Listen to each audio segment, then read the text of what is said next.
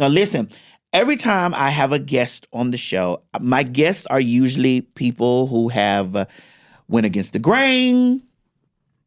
They've done some things, honey, where they stood and whoever they are, and this is why they've been labeled outlaws, because everything I do it and I stand in the motherfucker, because ain't nobody gonna whoop me, okay? It is my honor to have this gentleman here who I have watched. I've watched countless shows. I've watched movies. I've watched his career. And when I was a butch queen, and right before I turned over into a woman, I wanted to be an actor because I would see this man making me laugh so much. Ladies and gentlemen, put your hands together. Well, matter of fact, I'm going to let him introduce himself. Oh, wow. So we have this on our show. It's called Talk Your Shit. Okay. This area of the show, it's where you tell us who you are, what you do, what you're proud of. This is your time to shine. Like in this part, you tell us, my name is, I got this Grammy, I got this Emmy, I got this award, I've been nominated for this, I got these many titles of movie. This is the area of the time where you brag on your motherfucking self, where you come out your shell and you tell the people, because you know, I don't want no humility in this. Okay. I know it's black people, they tell us that we got to sit down and be humble. I don't want none of that in this. Okay. I want you to talk your motherfucking shit and tell them people who you are. My name's Orlando Jones, and I'd probably say all rebels are welcome. I like rebels and outlaws. I like shaking shit the fuck up. I've always liked to shake the shit up, and I like to shake it up in your face, because ain't no other way to shake the shit up. Right. When I'm gonna hide it, that seemed like some bullshit.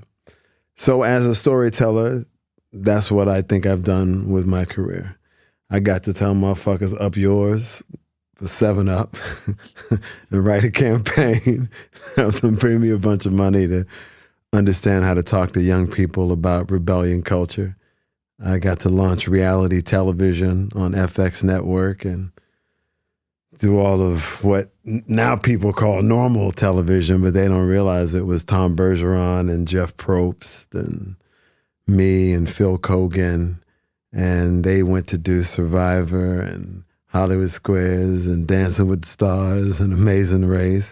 And I went to MADtv and launched the second longest running sketch comedy show in the history of network television. I was the only writer and performer. I left first. I've been tenured in the Writers Guild for 30 years. I did the first content that Viacom ever put on iTunes. I was making content for mobile devices, for studios, and for myself in 2005. I was consulting networks and studios on building platforms and concepts like best available device, meaning the traditional television business as we know it is based on people making money off advertising dollars, right? That's the whole game. My first job's A Different World, biggest night in the history of television. Cosby, A Different World, Cheers, Wings, L.A. Law, Dan Rather, 40 million people, nobody changes the channel. That is the entire basis for the television business. You want 40 million people watching overnight. Now you ain't even got 5 million people watching overnight unless it's the Super Bowl or NFL game, because you watch everything in bits online over here. You don't watch like that no more. So the business I came into was doing that, and I was writing for that, right? As a writer, producer, long before anybody saw me in front of a camera, I'd already produced 100 episodes of television, created reality television, launched a couple of bands, put Kanye on, gave him his break, gave Maroon 5 their break, put David Banner on when nobody was messing with any of them cats on my show. So for me, I'm not, my job is to come smash. I Hulk come smash, and then I go handle my business otherwise. That's how we do it. I try and bring humility to it in that I'm a human and I respect working with other humans. But if you came to play with me, that's probably not gonna work out for you so good, because Huck gonna come smash. That what Huck do. Yes. Right? What you want Huck do? Kiss you? I might kiss you, but I'm still gonna smash. I'm sitting here in glee with you running down your resume like this because, people will act as if like, well, who is that or what do they do? You know how people try to do. Well, yeah. Well, the funny thing is they talking to me as an actor. They don't realize I've been a writer, producer, actor, musician, director for 25, 30 years. They just know this part. There are people that have no idea that I had a major comedy career, right, in movies and all that. Well, I do, because they only know me as a dramatic actor. Because I don't. I mean, aside from Abbott Elementary, stuff like that. I mean, I've been pretty heavy in the drama game since 2010. So like Mr. Nancy and American Gods and Good Lord Bird and Sleepy Hollow, all those guys, they're not funny.